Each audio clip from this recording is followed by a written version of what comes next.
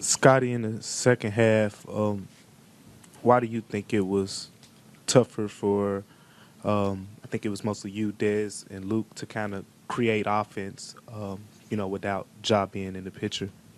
Yeah, definitely. I think, they obviously turned up their physicality. They started pressuring us a lot more. And, we lost the ball handler at the end of the day. So I feel like that allowed them to pressure us, try to wear us out throughout the game in the second half. So we just got to be ready for that. I feel like it was kind of hard, when Ja went out, just losing a ball handler. So sometimes you have one ball handler lineups and stuff like that. So they knew just to pressure us, and they got so many defenders, they was able to do that. Scott, you talk about losing a ball handler, but obviously just everything that Ja brings from an energy standpoint. I mean, how much just different were the vibes overall in the second half without him out there?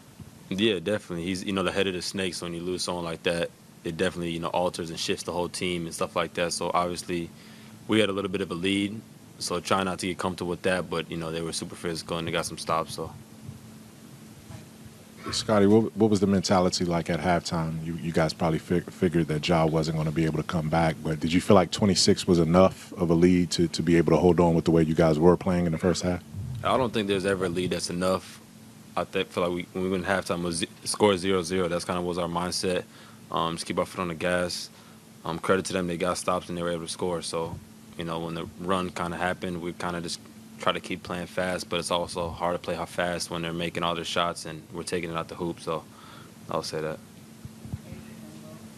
Kind of a two-parter, Scotty. First, just the way you came out in the first half, you particularly with your shooting, what kind of led to you just having the hot hand, and then on the second end of that, just how demoralizing was it as OKC was kind of just bit by bit kind of catching up and eventually taking the lead?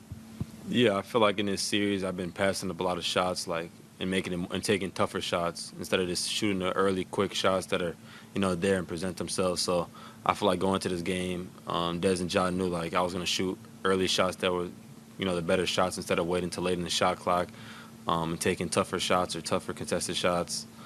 And like you said, in the second half it was demoralizing just because we had such a lead. We kind of felt like we had the momentum, and then it kind of just flipped. And it was kind of hard to stop the bleeding, but we were never able to really stop it. And how would you just describe the mood in the locker room after suffering a loss like that? Yeah, tough. I don't even know how to describe it. Definitely frustrating. Trying to figure out what we could do, but still no let up. Still got another game to play. Still trying to win games. It's not like we're down now. It's over with. We're still trying to win games. So going out there with the same mindset as going out there trying to compete, trying to defend home court. Scotty, obviously nobody likes a loss like this, but looking at what you did in the first half, probably one of your better first halves, not only you, but the team as a whole, do you still kind of hold on to that and use that kind of as motivation, saying that we got something, we just got to hold it together for 48 minutes? Yeah, I don't think that we didn't compete. I feel like we played hard for 48 minutes. Obviously, there were some lapses.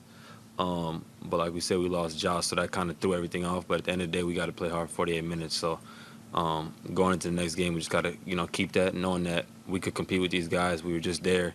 And, you fix a couple mistakes, and it's a win for us. So obviously, they're a good team, but you gotta be perfect playing against them. You can't just, have a 20-point lead and chill. You kind of got to, keep your foot on the gas. Is there any moment or just feeling that sticks with you after a game like that? I would just say the turnovers. Obviously, that's going to, even though I feel like I had a, frustrating game having the turnovers and stuff like that, it's got to be strong with the ball. Felt like they were super physical. The rest let them be physical. We kind of got to just be used to that. So I feel like I'm going to lose sleep over that.